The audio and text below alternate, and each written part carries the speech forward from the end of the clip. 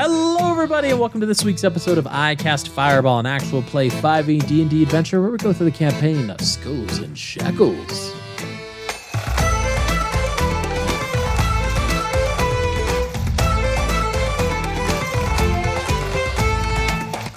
I'm Thomas, your DM for this adventure, and around the table we have Lieutenant Ignis Halcone, Maximus Shans, Ataraxia Kalian, and Buster Bilgewater.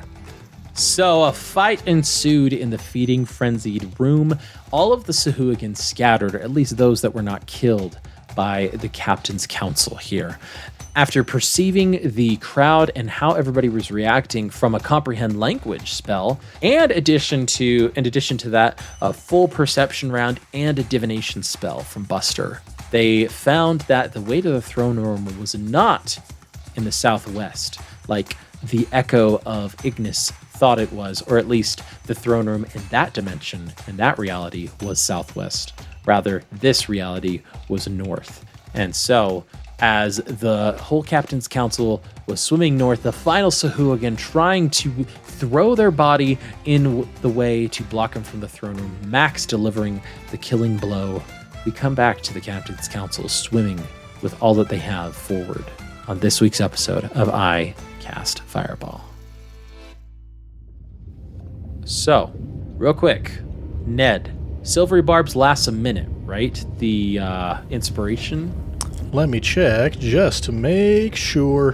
Because I know Bardic Inspiration lasts 10 minutes, so everybody who receives a Bardic Inspiration should be fine, which I believe everybody has a Bardic Inspiration.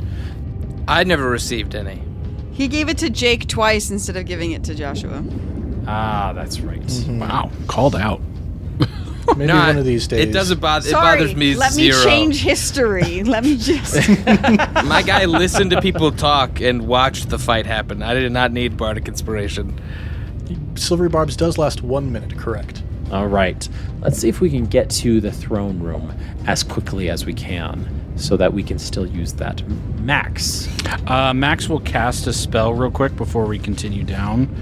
He's gonna just real quick reach down into the caves or the tunnel's bottom floor, just scoop up some dirt and just rub it actually on his feet, and he's going to say, "May beasts far and wide never be far from my stride."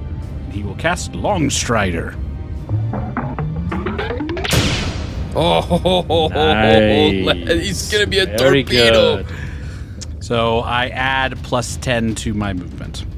Nice. Which, Max, you were the only one that has freedom of movement in here.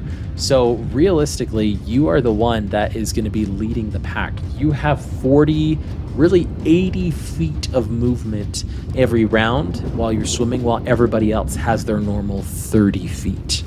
Technically 90, because I have 35 naturally. Now it's 45. 90, yep. There we go. And I have 40 feet normally, so it's 40 feet 40 per there. dashing. Well, I'm just getting everybody's wrong here. Apologies. How dare you not know our stats off the top of your head? Could I add Josh. 5 feet to my movement speed by shaping the water behind me Yeah. with a cantrip? Continually just boosting. Sure. Is there a little rhyme that he says for shape water? I'll just leisurely paddle around behind everybody. Your hooved feet. It's hard. You've got hooved feet. Does Buster have a rhyme for shaping water spell? It's just somatic. Oh, okay. I was just going to say, there's nothing hotter than shaping water. Yeah, no. That's great. I mean, just because it doesn't have a verbal Jacob. component. Get an inspiration for that. That's not even my spell. That's some punspiration Oh there. my gosh. I do have a spoken spell for Vortex Warp now, though, so I finally wrote that one out. All right, Max, you are going to need some sort of light source if you want to go off ahead and scout, because it is pitch black and you do not have any dark vision, unless you are willing to just stay with the rest of the crew and just being ready to use that speed. If you want to actually use that speed, you would need some light source. And no, a torch will not work down here. I can see. Grab the floating dead body with the fairy fire on it. What armor did the Sahua-God have on it even? Ignis can just cast it on you. It's just a cantrip. Does she? If somebody would ask. What was this Sahua-God wearing? Oh, He's not asking. He's not asking. it was leather armor, and to take it off would be like What if I cut a piece 5 off? minutes. I mean, that would still take a few minutes probably to cut armor out of an Let's existing... be real. He could cut that armor off and still catch up to us. That's fair. If you're trying to get within 1 minute for the silvery barbs, though, it would not. Max will turn to Ignis and just say, Give me light. And Ignis, in her newfound trust of her friends, apparently, she will reach one hand out toward the dead Sahua-God and reclaim the light.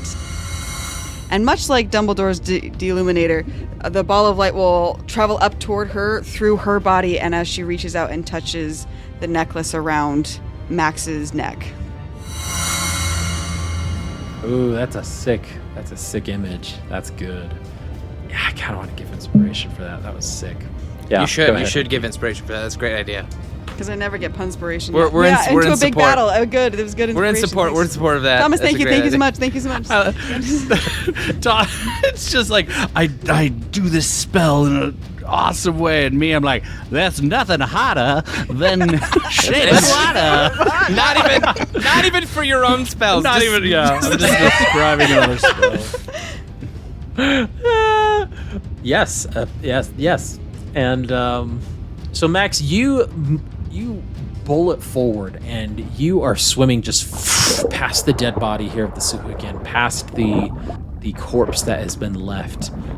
I just love the image of a dragonborn torpedoing fast through water. That's so cool. It's so For good. some reason, the image I get is the Godzilla underwater. Yeah. It's so cool. Even though Max is fast, he's still going to be conscious of possibly getting to, obviously, where this chamber that Buster has described. So he's not just like, pew, so fast that he's not recognizing his surroundings or like where it is. So I'm not going to be like, oh, I'm already 50 feet in this chamber and face to face with the king. So Yeah, so what's your passive perception again? 18. 18, that's what I thought. You come out of this cave, and it's not too far actually from that map to this map. It's pretty immediate to where you but you do leave your friends behind, but you are perceiving, you're trying to hear, you're trying to listen. Water, it's hard to listen, of course, but there are some movements that you can make.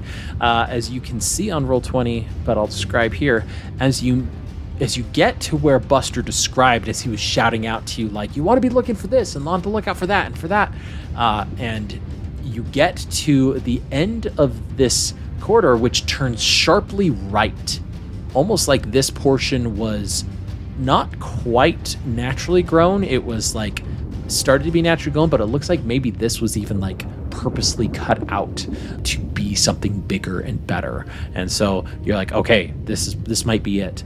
But as you get to the edge of that is where it starts to illuminate this light. So at the edges of your vision, I'm going to have you roll a stealth check, because I know you were going normal speed. You weren't trying to go recklessly, therefore it's not with disadvantage, just a normal check. 23. As you get to the edges here, you just pause and you almost like cover your necklace in just for a little bit, and you see that shark that you were told about. That massive shark. It is large, but it's got heavy cuts in it, almost like the sides of it, like somebody was riding it and was jabbing into it to like get it to go faster or to direct it. And it is just swimming at the edges of your vision, but it does not seem to notice you. And there's nothing else in this chamber that is noticeable? It's a very small chamber. It's only 30 feet wide, but as you can see at the very edges, there's another smaller corridor that leads north away from this chamber, which from Buster's descriptions, that's going to be the throne room. And this shark is lazily moving in and about and around, and it looks like it does, at this point, turn into the throne room lazily and swim in that direction away from you. But because it was in this room, maybe it likes to swim back and has some sort of like pattern that it seems to follow. And there were some Sahua-God in the cafeteria that did swim up this way, right? Buster's vision saw one with his divination spell. Like civilian one. Oh. That had been that led. That's not ready for combat, but a civilian that seems to have gotten past and possibly warned, or at least got to the audience of the king. Okay, Max will hold here for the council to catch up. But they left before the fight really was fully underway too, so they wouldn't know that we won or that we killed all those guys out there. Correct. Not too long. We'll say within a minute. And I'm not gonna, as long as you guys act quickly, I'm not gonna take away the silvery barbs, because that was clutch. Even though it's technically past the 60 seconds, right? 'Cause you're as a long cool as you don't DM. take like 15 minutes. Oh, thank you. You know what? I'll take an inspiration myself. Nope. You don't get that. You earned it. You know what? You earned it, though. As long as we don't take like 15 minutes waiting and scoping and scouting, then we can keep going forward with that inspiration, that silvery barbs. The three of you catch up to Max as the light illuminates, and Ignis, as you get up right next to Max with your dark vision, you will see a little bit more. Max was just going to usher them to stay back behind basically the curve into this chamber so that they are not visually seen by the shark. Basically, Max is thinking if we can outsmart this guy's pattern, then we can, after he swims hopefully back into the throne room from his routine, if he's doing like a patterned patrol, then maybe we can get him back on the tail end of it and all just burst into the chamber. Are you wanting us to wait for the shark to come in and do his pass and go into the cavern again? Yes. Okay. What if I teleported the shark back to that other room? That could work. It's just if you're willing to use that spell. I'm willing. Now, do you have to see the other room where you are going to teleport it, Buster? You magically twist space around another creature you can see within range. The target must succeed a Constitution saving throw. The target is teleported to an unoccupied space of your choice that you can see within range. Okay. So, I just know I was like, I have to be familiar with this space, but I guess I have to be able to see it too, so... Yeah, never mind. Yeah, and so you can't see, unfortunately, so it wouldn't work to get it into the throne room. Well, I also have an echo that I can summon if we want to scout, just to see what's on the other side, but it might alert that shark. Max, what do you want to do? I guess as players, we can quickly strategize, because we have that silvery barbs. We could just try and rush the chamber right now. Or if we want to be sneaky somehow, we can try and... What do we want to do? I vote rush. I think we rush in. I'm fine rushing just because we do know that a civilian was going this way, so can just rush them. we're trying Never to keep mind. them from preparing too much. Max will X the plan. I would vote for that too. We'll cut all that before. Cut it in post. Well, no, but we could wait for the shark to go back that way, but I'm sorry. Well, I think he is back that way. Max's idea, or my idea, was that if the shark is headed back, we could wait, I guess, one more round of his patrol, but we should just rush. And that's absolutely correct, Max. It's already left this chamber. You just don't know when it's going to come back, but after talking with the party, everyone's just going to rush and say, let's just go. Max leading the charge with his swim speed, or are you holding back and letting someone else take the charge? Max will lead unless someone else protests. All right. Max, you are leading with the light shining off of you, displaying brightly. You get in one turn to the mouth of the throne chamber, and then the rest of you will you will also get there within one turn as well. Max, as you're the first one to enter, you illuminate the entire throne chamber with your 30 feet of light that Ignis gave you. And as you do, you see curtains of golden seaweed block either end of this room, both on the east and the west side. A crudely chiseled dais sits against the back wall, supporting a stone throne of massive proportions. The throne's eroded appearance, darkly stained stones, strange runes, and images of one-eyed beasts make it evident that it had sat in the slime at the bottom of the sea for long ages before being dragged up and placed here. And it's at this time that you also see at the bottom of the throne a Sahua-God prostrated, or rather on their knees with their back arched unnaturally back, almost like they're laying on their back while also kneeled. And the reason for this is there is a long polearm trident looking spear that is shoved through the chest of the Sahua-God. And as you follow the polearm up to whoever is wielding it, you see a 4-armed Sahua-God in this bright gold armor that is shining in the light that is now cast. And due to your Aquan and due to Buster's comprehend languages, you hear and comprehend. You are not worthy to be in my tribe, you sniveling coward. And it's at that moment he sniffs into the water and just bares his teeth black at you. And as he pulls the polearm javelin out of its chest and screams for his shark. Come to my side. We have guests to deal with. I need everybody to roll initiative, please.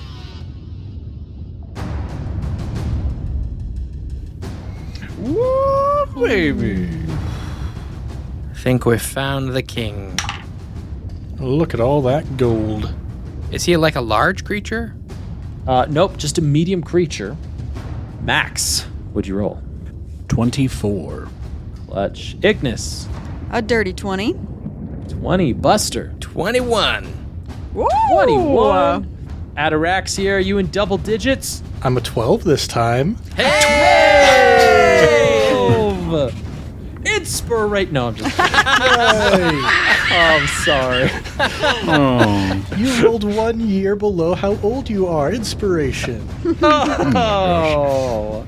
This is where I get to modify the Pathfinder stat sheet into 5e. He's not just a Sahua-God. Okie dokie. He's not a Sahua-God, he's a Sahua-God. Sahua-God. That's the title of the episode. Sahua-God. I said, There we go. I said, come on, Sahua-God. I said, come on, Sahua-God. Oh my gosh. Everybody, don't So does this mean if we kill him, we never have to fight a Sahua-God That's again? my hope. That was Buster's hope from the start of this endeavor. Yeah, did you not hear his Let's- speech about the children that we killed that weren't Sahua-God eggs? They were going to be Sahua-Gans, though. Let's start with Max. You are at the top of the initiative here. Let me describe how far away he is from you.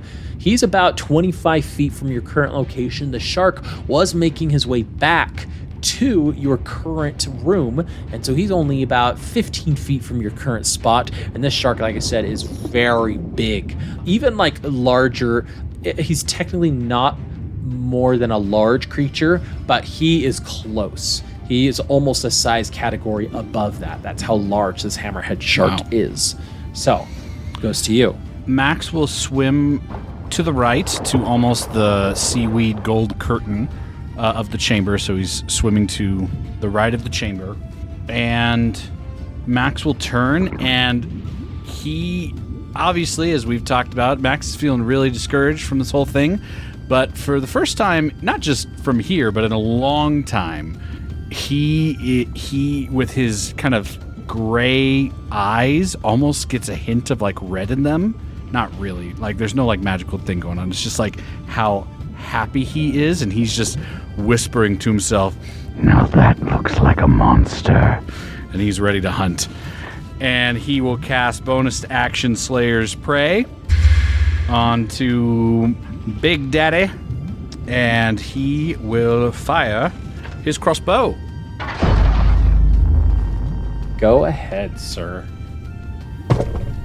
That is a 23 to hit, That is a hit. and he will cast Favored Foe on him as well. 16 damage for the first hit, 16 damage. Well done. and then he will attack again. That one, not as good. That's a 16 to hit. 16's a miss. Okay. Oh, wait. No, I can't. I can't use Bardic Inspiration for that. Can I? Yes, you can. Oh! What is Bardic? Is that 8 or 6? It's a 8 for, is that right, Ataraxia? Bardic is currently a D8. And you can't get lower than a 2. Correct. That's a 18 hit. Nice. Aha! That is a hit. Yeah. Okay. That just hits. That is 8 points of damage. Points of damage. Well done. As you... That is a good amount of damage at that. So again, he is he's gritting his teeth as he pulls them out of his chest. One of them goes through him. The other one he pulls out of his armor, and he just bears down at you. Anything else, Max? That is it. Okay, sounds good. We now go to Buster. From what I know of Sahua-Gins, have they seemed more con heavy or dex heavy from what we've encountered? Do they seem like, my gut is they're more dexterous than they are like, I feel like we kill them pretty fast, because that kind of determines what spell I want to use. I think I'm just gonna you don't need to tell me, Thomas. I'm gonna make a decision. I keep trying to get information, but I just need to be action oriented. You need what's the in the Final Fantasy games, what's the spell where you always get like you cast it and you get all the beast stats? Yeah. I forgot the name of it, but trying to cast that. Yeah, I'm always trying to understand okay, I'm gonna use a bonus action to rabbit hop to increase my movement speed. Ooh. If you'll allow it. Yeah, you are right next to a wall, so you can kind of like push off against it. And I want to get between the shark and the Sahua-Gin is my goal. Like if I can get to between the middle of them with just regular movement plus the rabbit hop. Yes, I'll say that gives you rabbit hop feature gives you what, 10 extra feet? Let me double check it. As a bonus action, you can jump 15 feet without provoking opportunity attacks. Yes, you can get into barely. You can barely get in between the shark and the Sahua-Gin. Within like 15 feet of each? Yes, okay. Just barely. All right, but I'm not within 15 feet of any of my allies, correct? Correct. All right, then... Just barely as well. Max is just like at this corner skirting this golden seaweed. Then I will use this third level spell slot I gained from the divination, and rather than casting my typical tidal wave, Buster is going to, his voice will start to kind of get echoey and under the water, and he'll say, North winds fall as south winds raise, storm winds blow in thunderous wave. And kind of like it's the other half of that, like kind of the way that there's that god that he spoke to that has like one half water, one half storm. This is how I imagine the other half of his waves magic. So there's the tidal wave and thunder wave, and the thunder wave is a con save rather than a dex save, and it's 15-foot cube centered off of him. So everything within 15 feet of him has to make the con save. Okay, sounds good. Sharks are a little bit more con, but let's get a 15. It's a DC 15? 14. 14. Here we go. That's a 7. So that's a fail on the shark. Let's go. And now this guy, he's a special case because he is just obviously a boss. So let's see what he gets. Just barely not enough. He gets a 13. Okay, so this is also heard within 300 feet. A loud boom occurs, and they both are pushed back 15 feet away from me. And they're each going to take 4d8. 4d8 thunder damage. Sounds like 48 every single time I say it. And that's 16 thunder damage. 16 thunder to damage. Both of them. Well and that boom done. probably echoes through the corridors, I imagine.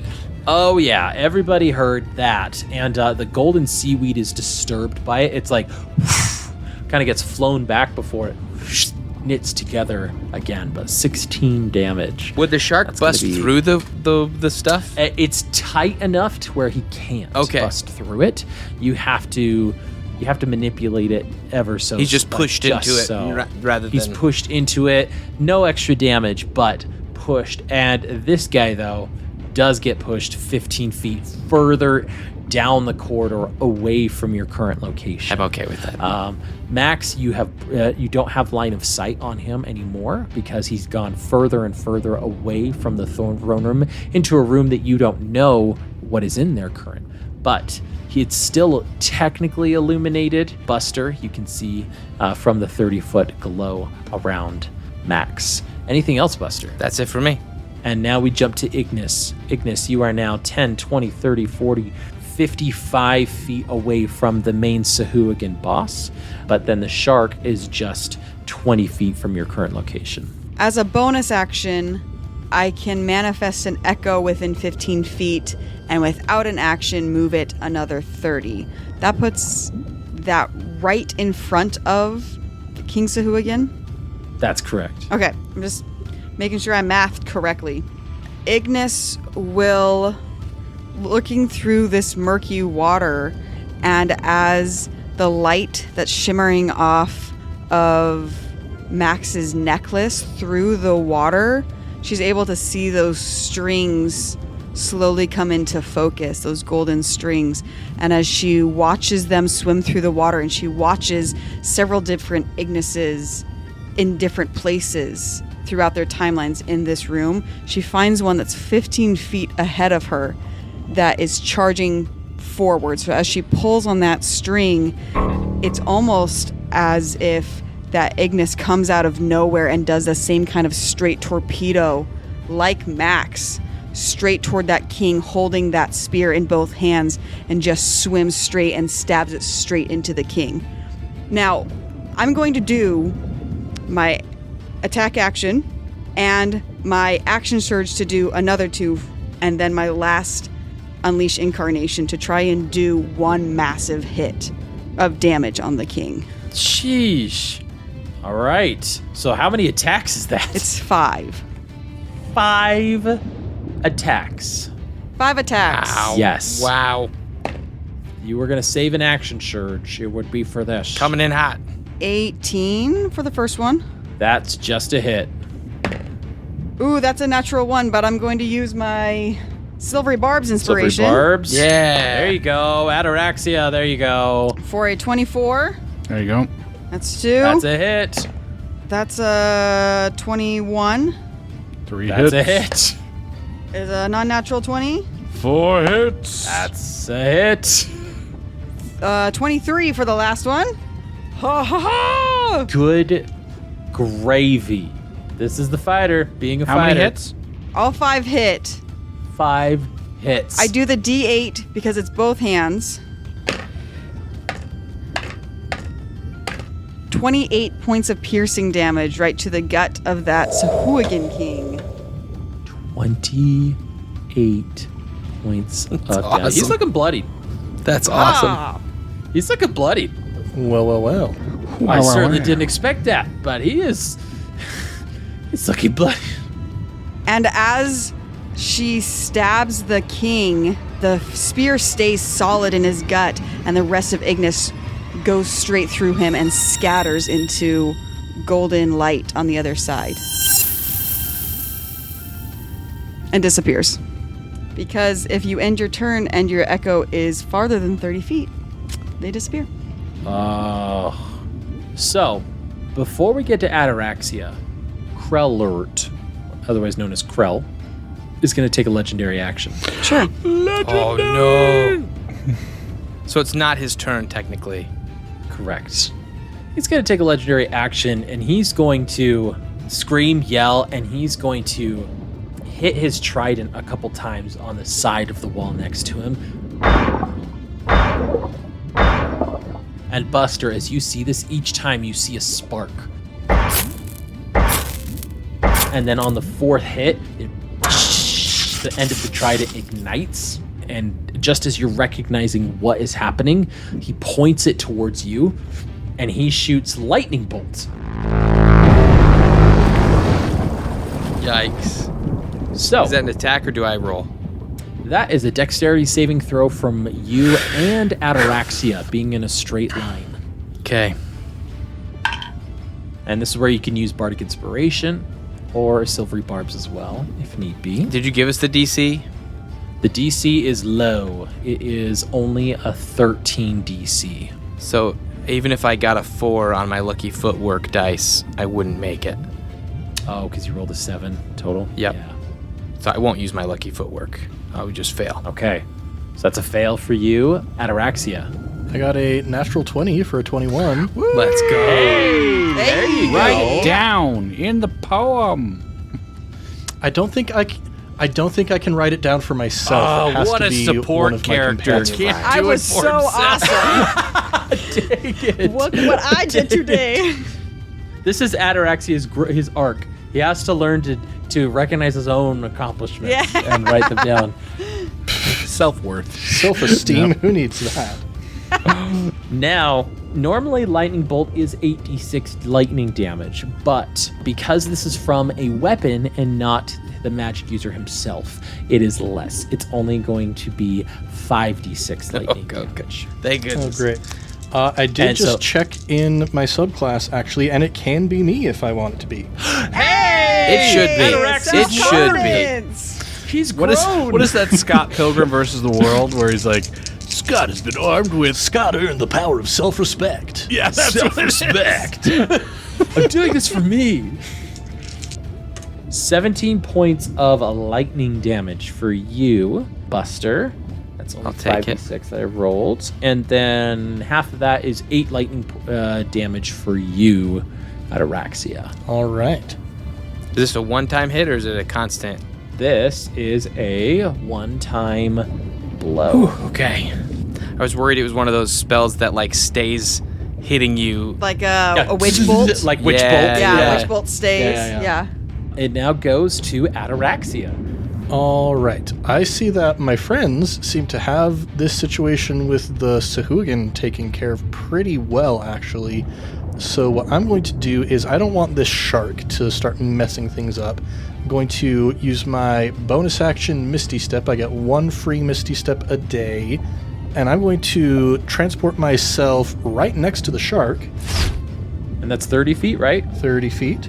Yep. 30 feet right next to the massive hammerhead shark. Yep. Yeah, and we're going to cast Bestow Curse on the massive hammerhead shark. Yes, let's go. Okay. What save is that? Is that a wisdom? That is Wisdom, DC 15. It's got such a tiny brain. You know, crazy thing about sharks, not that wise. You don't say. Rolled a natural 20. No, it didn't. So Well, now it is my turn again, so Silvery Barb's reaction. you get a reaction because it's your turn. That's right. Here we go. Rolled a 6. There we go. So now it has to make a Wisdom save at the start of each of its turns. If it fails, it's wasted its action doing nothing. And who are you giving the silvery barbs inspiration to? You know what? I haven't given Buster any inspiration yet in this entire And he's within 10 dungeon. feet of you. So, Listen, I don't need pity inspiration. I'm Inspiration. Yeah, only if you feel it makes sense. Well, I think he's the only one that is within range anyway, right? possibly, but I mean, like, Buster doesn't make a lot of actual attack rolls, does he? No, he doesn't. Though saving throws you have been making lately, that would have Yes. been very helpful. You are squishy, so yeah, we'll give you this Silvery Barb's inspiration. Oh. Okay. Well, Ataraxia, that is your turn. Yep, that's bonus action, and I don't want to provoke an attack of opportunity from this guy. We're just gonna stay where we are. Guess whose turn it is? The shark. Yay, wisdom save. That's a 15. That is exactly my DC. So, So it does get to All act right. on this turn at least. all right. And it can do its turn normally as a result, right? Correct. It sees somebody right in front of him. Oh, suck. So he's going to chomp away. Yep. Well, time to lose that concentration on the spell. Oh boy. Rolled a 4 on the die for a total of 9. Okay, that does miss. Wow. Does have multi-attack, though. So it's going to do a second chomp. Chompy chomp. Rolled a 3 on the die for a total of 8. Whoa! And now he's finally going to do his tail attack. No. Oh, boy. Listen, Ataraxia's not getting eaten. That's the positive. A non-natural 20. Okay. That's what he rolled That's on the going tail to attack. hit. All right. It's going to hit. So, for a total of 13 points of damage. 13. Okay, so concentration check. That's a 10 exactly. Oh my gosh, that's a save. Yes. Oh boy. Okay, All right. 13 damage. I'm down below half finally. So according to the shark, the bestow curse didn't do anything. I mean, next turn round it probably we'll see the effects of it. but Hopefully. he just is like, ow, ow, and you're just this really dexterous little this little guy who seems to be like, just these massive 3 rows of teeth chomping down at you, and you just dodge out of the way and dodge out of the way before the tail smacks you in the face. All right, that's the shark's turn, and now it's the Sahua-God's turn. The Sahua-God Krell. Oh, no. It's Krelloort. Krell Lord. Guys, it's really beautiful in Sahua-God. If you understood Sahua-God, it really is Really beautiful. beautiful name. in Sahua-God. Hey, Thomas, Oh, this is your gosh. Hey, what? campaign. You say it however you want. How would you like to say his name?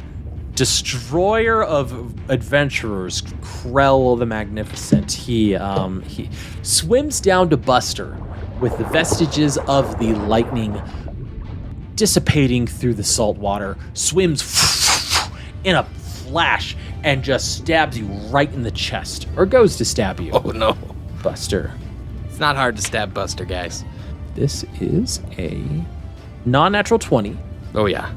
And with that, he is going to now bite down on you with his teeth. As a 22 to hit. Wait, did he hit me twice then? Yeah, he hit you twice. Once with the trident and one with Oh, the, I see. You're just doing all hits and then rolling damage together. all hits. Yep. That's, Josh, do you have your divination You're picking up what I'm rolls? putting down. Nope. No, he used them That's right. already.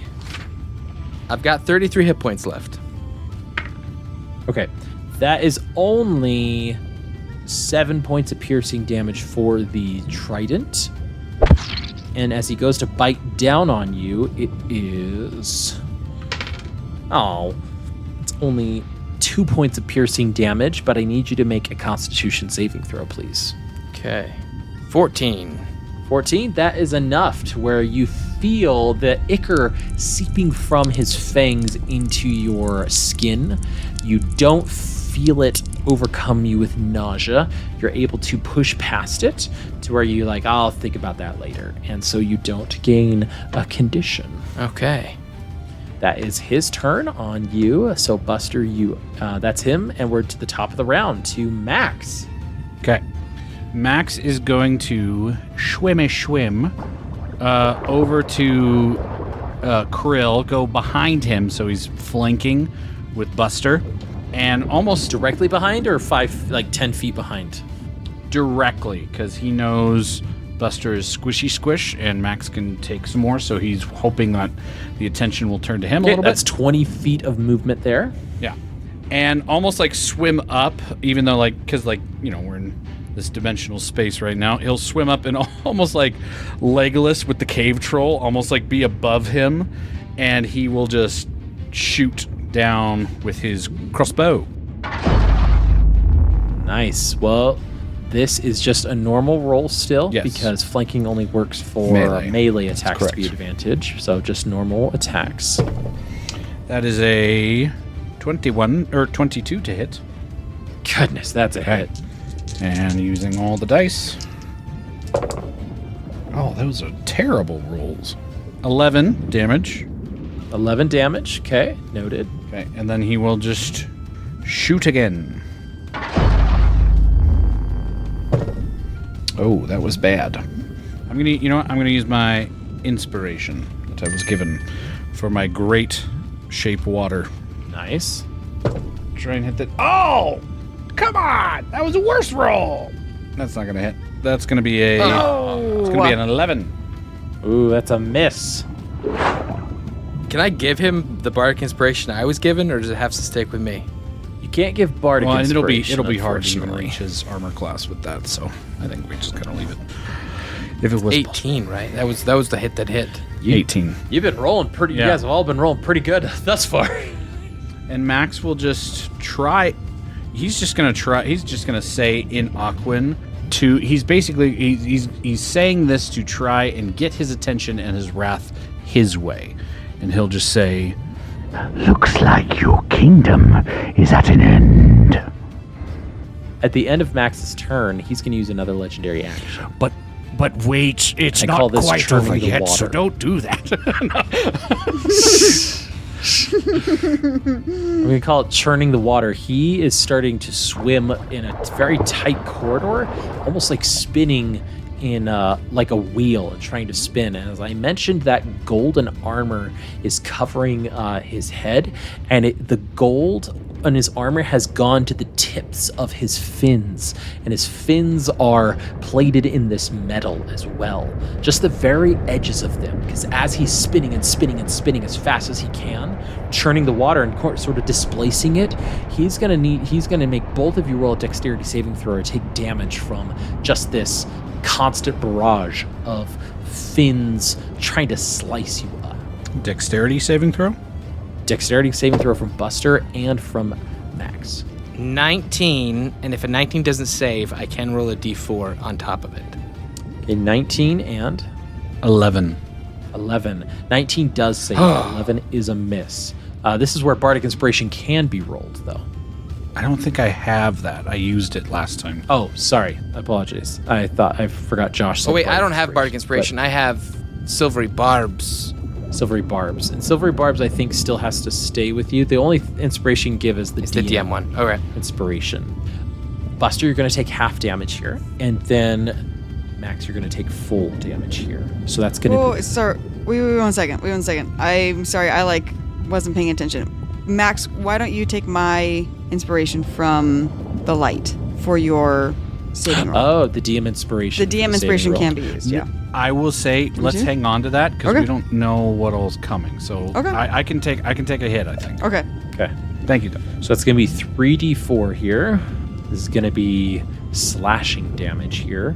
It's just a total of 8 slashing damage, so 4 for Buster. Okay. But because Max failed this, he is going to get the prone action from the churning of the water. So you'd have to spend half your movement to regain your senses is all. All right. That was his turn for the legendary action. So now it's Buster. Okay, so Buster's having a bit of a moment here because he's not usually in this position, in the middle of the space, facing the boss, like toe to toe. But he's aware of Ataraxia having gotten hit and sees Ataraxia bloody behind him.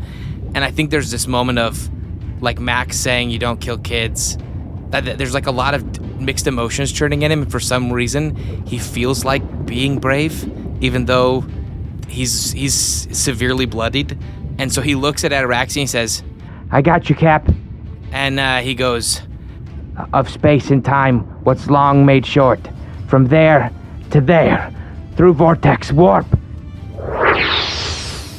and he's gonna create a vortex warp for Ataraxia to take him away from the shark and put him right behind and beside the lieutenant. The lieutenant, so back to where... If Ataraxia will accept it. That he will, in fact. yeah, not needing to be directly next to the shark anymore to bestow curse. Then after Ataraxia's out of harm's way, he just turns back to the Sahua-God king and goes, Come on! and that's it for Buster. Ooh, like beating on the chest. Come on! Yeah. He's in good. it. He's gonna stay, given the flanking for Max. It doesn't give me flanking. I have a ranged weapon. Oh. I have a ranged weapon, so it doesn't give me Oh, well. flanking, unfortunately. Well, we jump down to Ignis next in the order here. So Ignis, Ataraxia being vortex warped right back to you, within 10 feet of you, away from the shark. The shark's still 20 feet away from you, Ignis.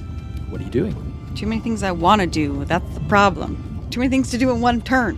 And then after Ignis, we've got Ataraxia, of course. Ignis will reach out for another as she's looking at all the swarming Ignises swimming in all the different directions. Now that Max's light has moved, it actually shows her different possibilities than she had seen before. And she will pull on a Ignis that is right behind Buster. And that Ignis will swim up on the east side and with spear in hand, because she still has her spear, do one attack action. And then can she try to disarm the weapon from the Sahua-God? Because an extra attack is an attack action and a disarm is a part of that. Can she do an attack and disarm, or does the whole action have to be disarm? I don't have the DMG. It's on the page 271. Oh, this is the DMG. We read the exact rules again. Because it says make an attack roll versus the target's attack or acrobatics. But I don't know if that counts as... A creature can use a weapon attack to knock a weapon or another item. So, as I'm reading that... An extra attack is you can attack twice instead of once when you take the attack action on your turn. Yeah, when you take the attack action, you get 2 attack rolls, technically. So the disarm can be one of those 2, as I interpret it. Great. So she will try to cut the Sahua-God's arms with her spear as she slides it across both of his arms and then tries to swing it down and disarm him of that trident that he's been holding on to. Nice. Yeah? You all feel okay about that? Yeah. That's a 19 to hit his armor class. That's a hit. That's a D8 because it was two-handed, which is only 3 points of damage. Okay. I like that. Not so much. But I don't like what's going to come next. I make an attack roll, and you have to use athletics or acrobatics against it. Here we go. Definitely using athletics. All right, Ignis, what'd you get? With an attack roll, do I add anything to it, or is it a straight roll? Well, it's a normal attack roll, so whatever you would normally add. Well, dexterity? Strength? So it's an attack roll. It's an attack roll with your... Is it just attack roll plus proficiency because strength versus dexterity? Yeah. Okay, so my dice roll plus my proficiency of 3 is 22. I rolled a natural 19. Let's go. I check here. It's close actually, so I need to check the. Can I give the DM my inspiration and make you roll again? Take the less of the 2. No, just the next one. I got a 24. No! Oh, wait. But I have Bardic Inspiration. Can I add it to that? Yes, you can. Do an attack roll. You just need 2, right? Or just 1? And you can't roll less than a 2. Plus 4! Let's go! Let's go! Bardic Inspiration for the win! Ataraxia coming in clutch. That's me. Yeah, that was close. This guy is a maxed out strength of 20. And so athletics isn't his proficiency, but he gets a +5, and I rolled a 19. Oh, yeah, we both rolled 19s. Dang. All right, well, disarming him of his trident, you flip it out of his hands. He's holding on tight. It's actually quite a contest of you trying to like rip it out quickly, and like he holds onto it, but then using the momentum as he pulls back, Shadow Ignis pivots in the water and then uses that secondary momentum where he can't combat it and then disarms him. It is dropped. That was clutch. I think that's going to be my full turn. All right, we now jump down to Ataraxia. Okay, this Sahua-God king, he's still looking relatively beefy at the moment. No, he's actually looking pretty bloodied. He is looking pretty hurt. He doesn't look like he's about to keel over, but he does look like he is getting a little bit more frantic with the amount of blood pouring out of his skin. Mm-hmm. The 18-bit pixelated version is glowing red, and Okay. All of my best spells are concentration. Ain't that just the way? That is the way for a supporter class. Yeah, who's looking the most hurt right now? Probably Buster. Yeah, I got 20 hit points left. Yeah. Well below bloodied. Indeed. But you're too far away for cure wounds, but we do have a healing word. Hey, what's the word? So, yeah, we're going to 3rd level healing word on Buster. Okay. And he's within 30 feet, so I believe that was the range. So Buster takes a 3rd level healing word. Here we go. I need to get better D4s. That Oh, no. is 10 hit points back to you. Hey, That's good. great. That's great. That's not nothing. I don't think I've rolled a 4 on a D4 like this entire campaign.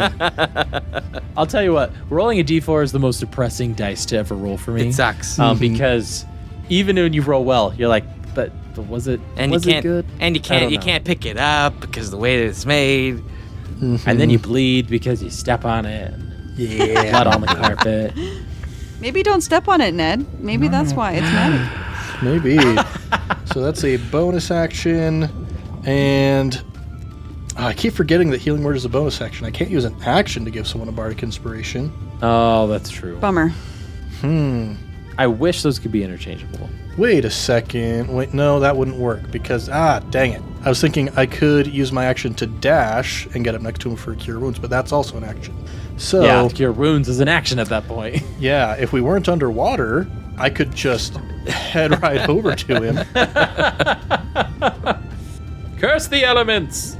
So, I don't know if there's anything I really can do with my action. Do you want to move up closer at all with your movement, at least? Or do you want to just still chill back here? You could also scout the throne room to see if there's anything that we could interact with that could help us in the counter, maybe. I don't know.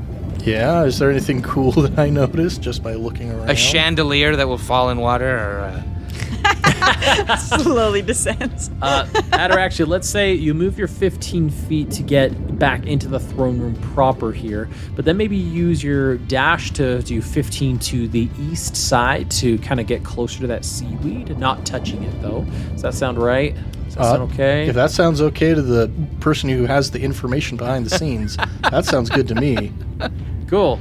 This seaweed is movable, and you can interact with it and touch it, but you would need to use a full action to actually like open it up to look past it. It's quite thick, so you can't see anything behind it without doing that interaction, but it is something that seems like you can move and interact with it on a future turn. Indeed. All right, I will hang out there. And now we get to the shark, who is cursed. 16 on the die. Here we go. Big boy. I mean, I might as well silvery barbs it. Oh no! Here we go. 19 on the die. Wow. Here we go. Today is not Ataraxia's day. Shark.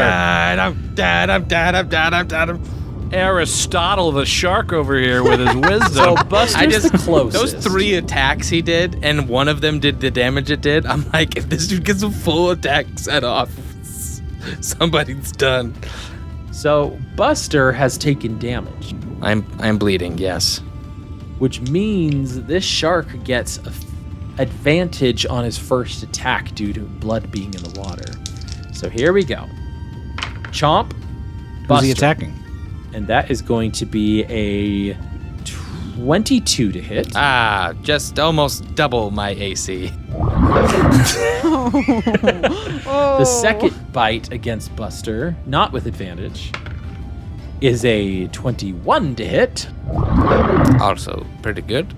And then the tail attack against Buster is going to be just 11. Miss!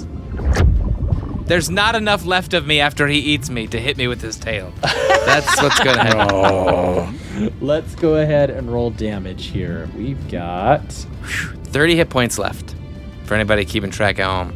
that's 18 points of piercing damage for the first chomp. Okay. And then the second chomp is 10 points of piercing damage. That leaves me with 2 hit points left. Buster's like getting dragged by the shark's teeth I'm just shaking you like a doll. Yeah, Back and forth, back There's and forth. just a mess of blood in the water swirling around Buster. Yes. Buster not looking great with 2 hit points. We now jump to the Sahua-God.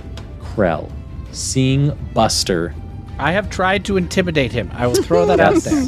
And he did get his trident maxed out by somebody else as well. He did. I forgot. Yes, he doesn't have a trident currently. Is it just floating? Do you grab it? Let's see. Disarm. Is she allowed to grab? I mean, It's dropped. It drops right? the item. I think it just drops it. So he'd have to swim all the way down to the bottom of the chamber to grab it, leaving the attack. Yeah. And we all get attack opportunity. Yeah, we would. So first off, he's going to look at Buster, bare his teeth again, and he's going to bite Can you. I feign death so that he doesn't attack me? I have 2 hit points. I'm surrounded by blood. Unfortunately for him, it's not going to work. Oh, to man. feign death here. He's going to ensure that even if you are dead, he's going to spend an action. Written into him, he is just out for blood. So here we go. Let's see what he rolls. Oh, and he gets advantage because of the shark behind you, flanking. Here we go. No lie. It's a 10. Oh. With advantage, he got 10. Wow. Oh my gosh, the skin of my He rolled a 2 and a 5 on his dice, and he only gets a +5 on the bite. Sweating. Actual sweat in my forehead. Dang. He is going to disengage and swim down to his trident and pick it up. He can disengage as a So- bonus action? So As an action. If he has multiple actions, or does he have one action? What's his... Oh my gosh. No, he bit. Dang it. Dang it. Yep, he can't do that. He can't disengage. He needs this trident, though. Oh boy. Does he? No, he doesn't. Oh boy. He needs to Does kill. he? He needs to thrash. He Does needs he? to destroy. Does he really? He wants to. He wants to do those things.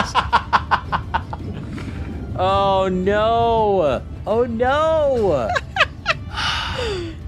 Darn it. He needs that trident. The only thing everything relies on that trident heavily. He is going to, in his mind, he has to swim down. He has to get that trident. Because all of his legendary actions are tied up in that trident practically. So he's going to swim 15 feet down, and he is going to get 3 attacks of opportunity. Okay, for melee, just a melee attack, right? No spells. It's only melee. Okay, though. yeah. Unless you have the feat that allows you to use a cantrip instead. Buster and I get advantage though because we're flanking Correct. with And I melee. kid you not, I just rolled a natural 20. Oh my gosh! So we've got 1 natural 20. Then we've got I rolled 2 19. Hey! So A that's 13. I'll use the silvery barbs inspiration. there you go. There you Yes! go. That's a 17. 17 is not enough. It's okay. I used it. Take my I inspiration. would've felt, Take it. Take Really? the inspiration. We need I to only hit him have a before he plus- gets down to. I only have a plus can't. 2. You can't get down to the thing. No, save it, guys. I got 2 hit points left, and I have a -1 to my attack anyway because I'm weak at strength. All right. So here we go. We've got Buster trying his hardest, Swing at my knowing staff. it's not his strength, swing and miss, trying to use fate, but just kicks off of your chest. Max, you go ahead and attack. Do your damage, sir. 5 damage. 5 damage, damage. because this is just your melee scimitar. Still looking hurt, but then we get to Ignis's Echo. I rolled a 6 on a d8. Times 2 is 12. Plus strength. My strength is 0. Ah. Ignis, tell us how it's done. Yes. With 12 exact hit points, Ignis, stat coming in. The Sahua-God king, believing himself to need his trident, will swim down the 15 feet, and as he'll take that cut from the scimitar on his arm as he reaches forward and swims, and as the blood is just trailing behind him, he goes down and reaches the trident, and as he looks up, he can't see it coming because the blood has now clouded the water, and through the blood, Ignis rams into him two-handed with that spear just through the chest, and then twists it and drives him into the ground until he stops moving, and as his hands fall to the side in the sand, the trident rolls from his fingers into the sand. Exactly as described. Krell-Lort, the Destroyer, being defeated. And that is where we're going to end this week's episode of I Cast Fireball.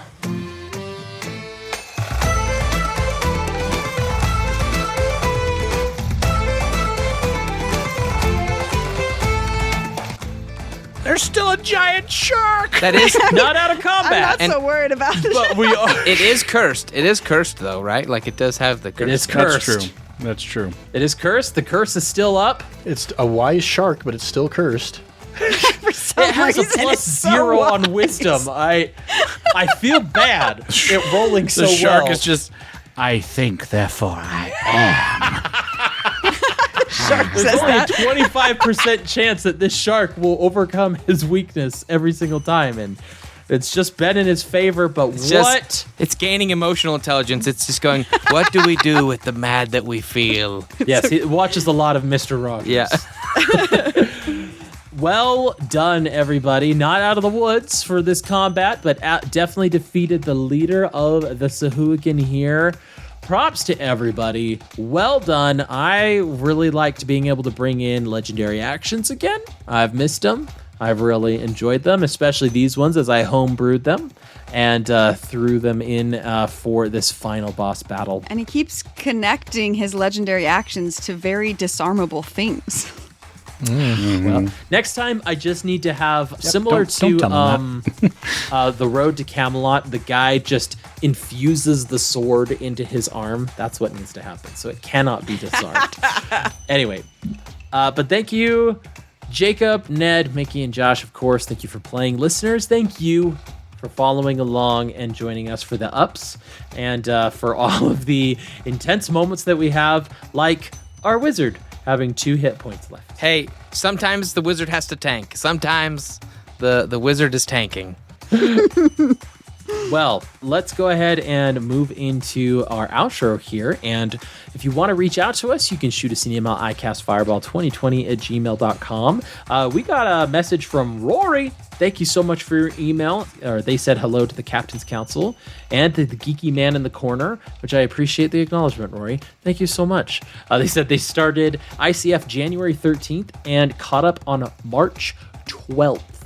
That is humbling that people would breeze through our season 1 and season 2 to get caught up that quickly. Rory, shout out to you. Hope to hear from you in the future as well. And we are going to move to our next shout out, which is going to be Myra. Myra, this one is a unique shout out because it is a shout out mainly to our friend Ned here for Happy Pie Day. Myra said, if just wanted to send a message and hope you had a good pie and a great birthday. Yeah. So Birthday, Ned. happy late birthday. This is well after his birthday. So Well, we recorded it the day after. yeah, that's fair. But if you want to get a shout out, again, shoot us an email at icastfireball2020@gmail.com. Go to our social medias at icastfireball20. But most especially, you can go to our Patreon exclusive Discord at icastfireball20. Join our $5 tier and get all the things, including special behind-the-scenes features on our Patreon where we do our warm-ups and where we have published the DM chat that we had in April that some of you were able to attend, and go take a look at that. It is a lot of fun.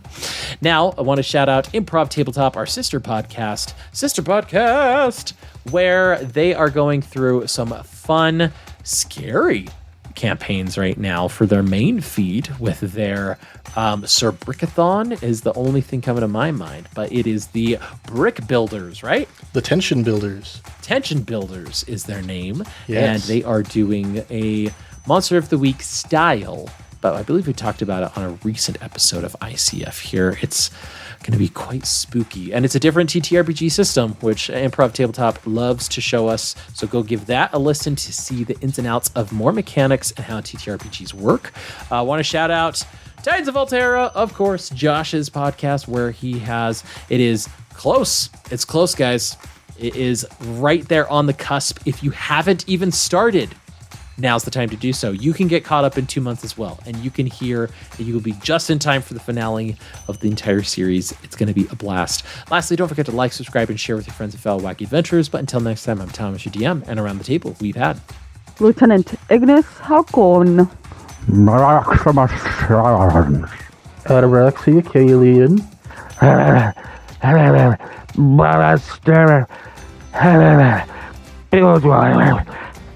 Let's keep that fire going, everybody, and we'll see you all next time.